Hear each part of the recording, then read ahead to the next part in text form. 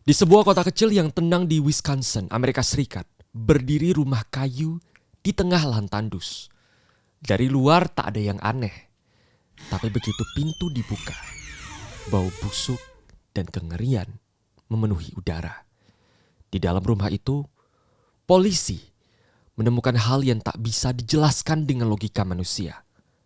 Topeng dari kulit wajah manusia, kursi dari tulang manusia, dan lampu dari tengkorak. Dan semua dibuat oleh satu orang, Ed Gein. Teman-teman semua, hari ini kita akan membahas kasus Ed Gein. Seorang yang telah membunuh banyak orang, menjadikannya sebagai properti, dan satu fakta menarik.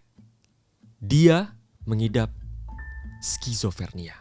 Ibra, gimana tanggapan lo tentang opening yang lu udah ngeri banget ya? Gimana? Gue sih ngeri banget ya, itu udah psycho parah. Topeng dari kulit manusia. Penasaran dengan kisahnya? Gimana? Penasaran dong. Gimana? Proses dari kasus ini dan lain-lain. Oke, jadi mari kita bahas. Ed Gein lahir pada tanggal 27 Agustus 1906 di La Crosse, Wisconsin. Ia tumbuh dari keluarga yang miskin. Ayahnya George, pemabuk yang keras dan sering memukul. Sementara ibunya, Augusta, jadi ibunya adalah seorang yang sangat amat mengamalkan ajaran Kristen. Tapi cukup ekstrim. Jadi dia tumbuh dengan latar belakang yang mungkin cukup berwarna, tapi dalam hal ini membuat dia itu tidak sehat tumbuh kembangnya. Karena ibunya tuh pernah ngasih statement gini, perempuan adalah sumber dosa. Ini disampaikan oleh ibunya. Jadi kayak dia tuh didoktrin gitu dari kecil tentang beberapa ajaran-ajaran yang cukup radikal dari ibunya gitu. Itu mindset yang terbangun dari kecil. Dari kecil terbangun dari ibunya. Nah, Augusta ini melarang Ed bermain sama anak-anak di sekitar. Jadi dia tuh bener-bener dari kecil dipaksa untuk belajar, gak boleh berteman sama siapapun, dan membaca Alkitab di rumah. Jadi emang backgroundnya tuh sangat ekstrim kalau bisa dibilang. Dan ia itu ditanamkan rasa takut terhadap dosa dan terhadap perempuan. Si Ed ini di sekolah tuh, ketika dia sekolah dia tuh dibully karena dia pendiam ya. Tapi dia suka ngomong sendiri, terus tiba-tiba ketawa sendiri, dan akhirnya dia dibully sama teman-temannya. Nah, dia jadi anak yang sangat amat pemalu juga pada akhirnya, karena memang tumbuh kembangnya tuh dia gak diajarin cara bersosialisasi kali ya. Jadi karena memang dilarang dari awal, jadi dia tuh sangat amat cukup aneh dari orang-orang lain sekitarnya. Tapi ketika di rumah, dia tuh sebenarnya cukup disayang sama ibunya, Ed ini, dia tuh punya kakak namanya Henry. Nah, di tahun 1944 ada sebuah tragedi yang mungkin ini menjadi tragedi awal dari kasus ini. Henry meninggal secara misterius. Ditemukan ada semacam luka memar yang berdarah di balik kepalanya. Kemudian ditanya dong, siapa sebenarnya pelaku dari pembunuh Henry ini? Karena di saat lokasi kejadian hanya ada Ed. Dan Ed ngomong kalau kejadiannya itu Henry meninggal karena menjadi korban kebakaran. Tapi kemudian kasus ini akhirnya ditutup. Padahal penuh dengan banyak misteri. Nah, 2 tahun kemudian, ibu dari Ed ini meninggal. Jadi walaupun Ed ini tumbuh dan lahir dan berkembang di lingkungan yang ditekan sekali oleh ibunya, dipaksa untuk membaca Alkitab, untuk belajar, gak boleh berteman sama sekali. Tapi Ed itu sangat sayang sama ibunya. Dan meninggalnya ibunya ini menjadi pukulan yang sangat amat berat bagi Ed. Setelah sang ibu meninggal dunia, Ed ini hidup menyendiri di Plainfield, kota kecil yang penduduknya 700 orang. Rumahnya perlahan berubah menjadi labirin gelap dan berdebu. Menariknya adalah di dalam rumah ini tuh ada kamar ibunya. Ia tuh benar-benar menjaga kamar ibunya agar bersih, rapi, tertata. Tapi bagian ruangan lainnya itu sangat amat kotor. Bagian rumah yang lainnya itu banyak tumpukan sampah. Ada majalah anatomi dan surat kabar yang isinya tuh ngeri banget. Potongan surat kabar yang bertema kematian. Jadi kayaknya ada semacam ketertarikan dari Ed untuk masalah-masalah kematian, potongan tubuh manusia, dan ini tuh terdevelop di dalam dirinya Ed. Malam hari, Ed itu sering membaca kisah tentang para penjahat perang Nazi yang membuat eksperimen tubuh manusia atau kisah suku yang membuat benda ritual dari kulit. Dan dari sinilah obsesinya mulai lahir. Aku ingin ibuku kembali, kata Ed kepada salah satu tetangga. Gimana menurut lo, Bra? Oh, menurut gue sih itu udah ciri-ciri yang sangat amat jelas gitu. Dan dia tinggal sendiri juga kan. Itu sih. Jadi sebenarnya kasihan sih karena dia ada gangguan. Ini kan udah berarti gangguan mental ya. Dia ada gangguan mental tapi dia sendirian. Jadi gak ada seseorang yang bisa menuntun dia, menjadi support system bagi dia. Jadi ini salah banget sih. Tahun 1947 hingga 1952, makam-makam di kota Plainfield mulai janggal. Tanah tergali, peti terbuka, dan mayat-mayat hilang. Polisi mengira ini tuh ulah binatang. Namun mereka salah. Di dalam kesunyian malam, Ed membawa senter dan juga membawa sekop. Ia datang ke makam wanita paruh baya yang dianggap mirip dengan ibunya. Makamnya digali, mayatnya dikeluarkan dan dibawa pulang. Mayatnya dikuliti, dipotong, dikeringkan, dijahit, dan dijadikan benda-benda yang aneh. Ada topeng wajah dari kulit manusia, ada kursi dari kulit tubuh, ada lampu dari tengkorak, ada mangkok dari batok kepala, dan ada sabuk dari... Awalnya, sebagian besar korbannya ini adalah mayat yang memang sudah meninggal dan ia gali dari kubur. Namun pelan-pelan, obsesi Ed ini makin memuncak. Ia merasa ia butuh mayat baru yang lebih hangat. Desember 1954, Mary Hogan, pemilik bar kecil di kota, menghilang tanpa jejak. Polisi hanya menemukan ada noda darah dan selongsong peluru di lantai.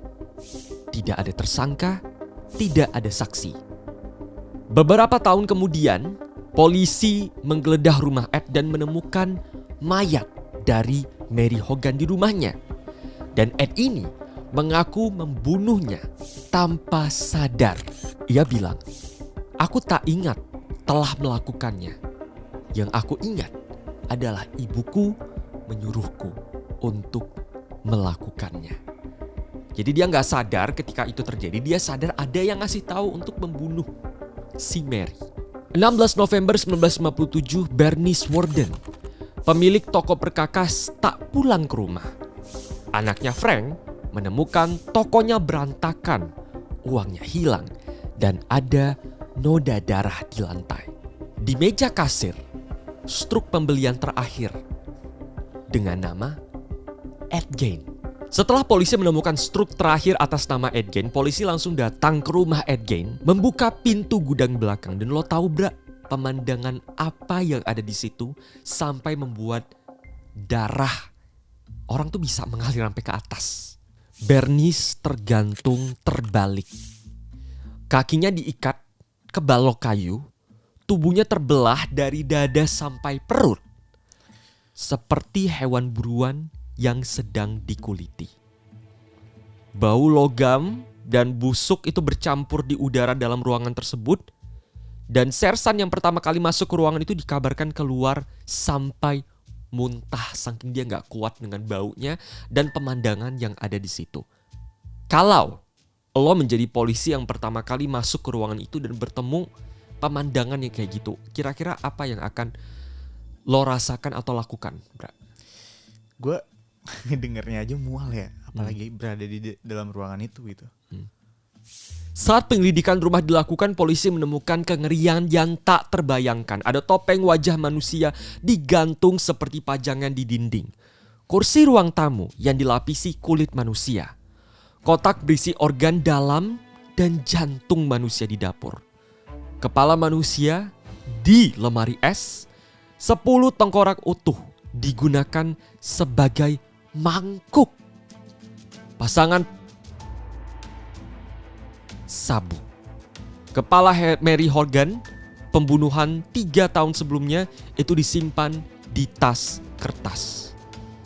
Rumah itu bukan lagi menjadi rumah, tetapi menjadi museum kematian. Kabar penemuan ini menyebar ke seluruh Amerika. Wartawan membanjiri kota kecil itu dan menyebutnya sebagai House of Horrors.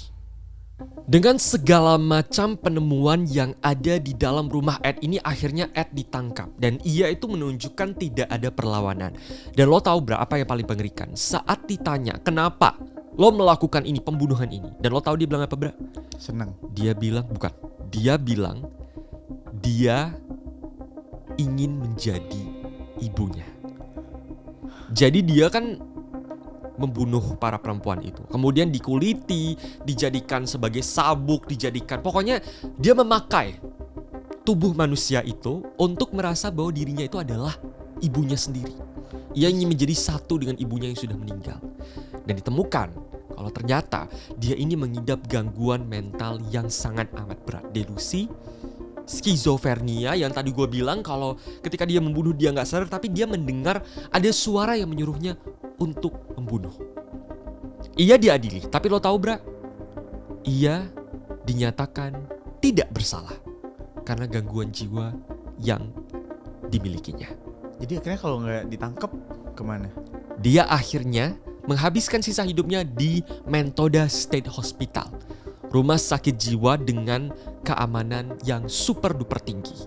Ed akhirnya meninggal pada tahun 1984 akibat gagal napas dalam usia 77 tahun. Berat banget. Gimana Bro? Gue juga ngedengernya berat banget sih, Dam. Ini ceritanya. Bagaimana kalau misalnya kasus ini kemudian terjadi di Indonesia, dan mari kita bahas bagaimana dasar hukumnya ketika ini dibahas dan terjadi di Indonesia. Pasal 338 KUHP tentang pembunuhan biasa dengan maksimal 15 tahun penjara. Pasal 340 KUHP pembunuhan berencana dengan hukuman seumur hidup atau pidana mati jika pelaku mengalami gangguan jiwa berat. Itu mengacu pada pasal 44 KUHP. Orang yang melakukan perbuatan pidana karena gangguan jiwa tidak dapat dihukum, namun tetap dapat ditempatkan di rumah sakit jiwa demi keamanan publik. Kita sudah membahas kronologi kasus Ed Gein, bagaimana dia membunuh banyak orang dengan obsesi ingin menjadi seperti ibunya, bagaimana penjelasan hukum ketika ini dibahas dan terjadi di Indonesia. Tapi satu hal yang mungkin kita bisa sepakati secara bersama teman-teman, bahwa Ed Gein adalah seseorang yang mengalami gangguan jiwa, gangguan mental yang sangat amat besar. Satu hal yang sebenarnya dibutuhkan oleh Ed Gein adalah support system. Jadi dari kasus ini kita belajar, ketika ada seorang yang punya gangguan mental, support system menjadi satu hal yang bisa menjadi penyembuh atau mungkin pemulih dari gangguan jiwa tersebut. Namun tetap kewaspadaan harus terus digalakan secara bersama. Aku Sadam Permana, terima kasih telah membahas kasus ini secara bersama. Sampai bertemu di kasus hukum berikutnya.